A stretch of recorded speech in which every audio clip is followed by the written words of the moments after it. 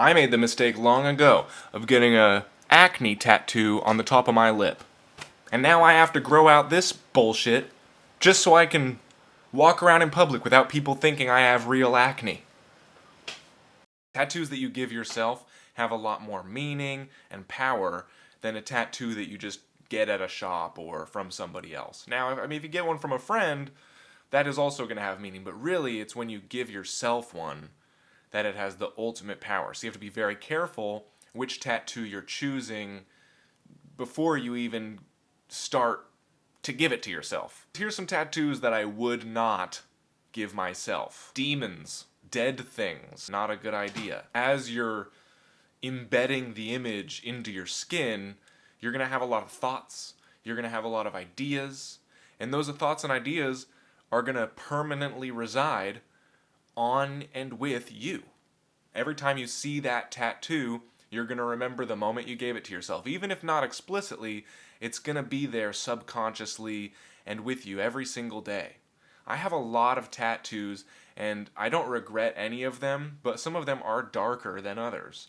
You know, skulls, snakes, demon, alien monsters. Things that even though I can justify and say, like, well, it's not really dark, it still has a little bit of bite to it. You know, you can put a positive spin on anything. So if you are going to give yourself a sort of darker tattoo, make sure you have in mind like a good, positive, light reason to give yourself that tattoo. As much as it doesn't matter what anybody else thinks, there are some tattoos that you should just never get. Bad words, for instance. Don't get a bad word tattooed on you. You know, a kid's gonna see that or something.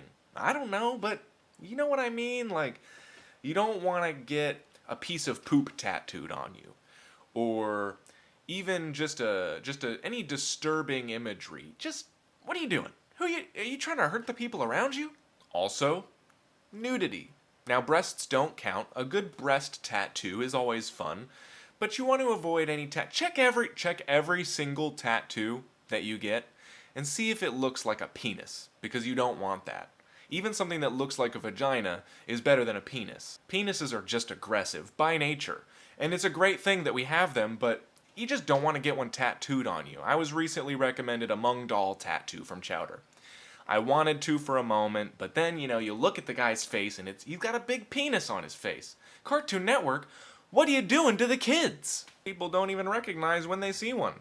I don't know how you avoid it, but just open your eyes a little bit. You'll see them everywhere. Shoot, it's your body, and you know, you don't have to listen. You don't have to listen to anything that I say, but I'm just trying to help. I'm just saying, if you haven't thought about it, tattoos last forever. Duh. You know, just because you think in one moment it's going to be cool to get a tattoo, the very next day you might change your mind. So at the very least, make sure that the tattoos that you give yourself aren't going to be, like, obviously negative. You know?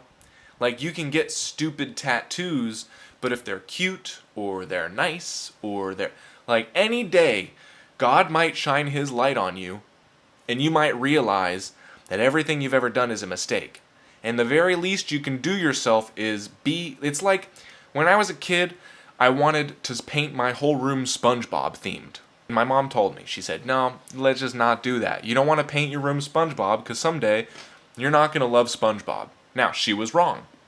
I still want my room to be SpongeBob themed. But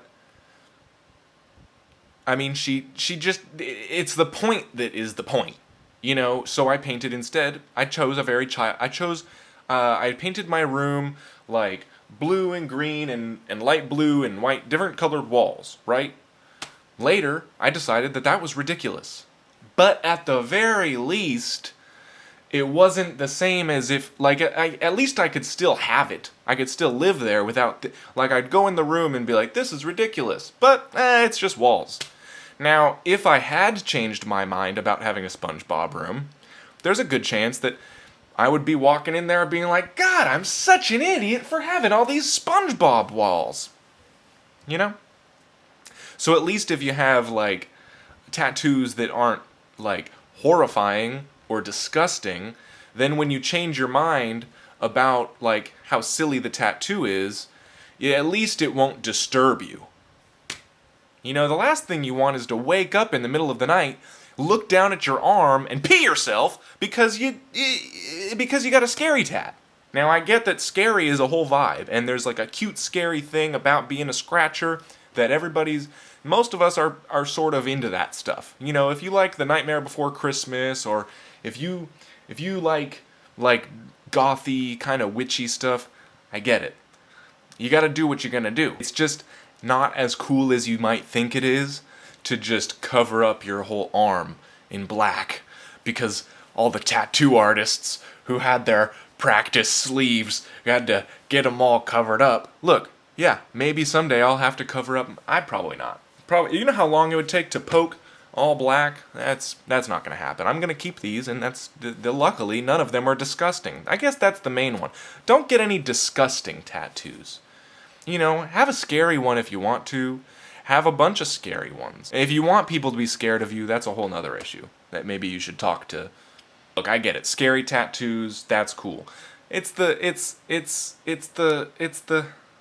really just the penis-shaped ones that you should avoid. That's basically it. You know, what you don't want is a penis on you. Right? Ew. Is there other tattoos that you should not get? Or am I wrong about anything? Leave it, do the comment section with your keyboard. And if you agree with me, click like. And if you're not subscribed, go fuck yourself.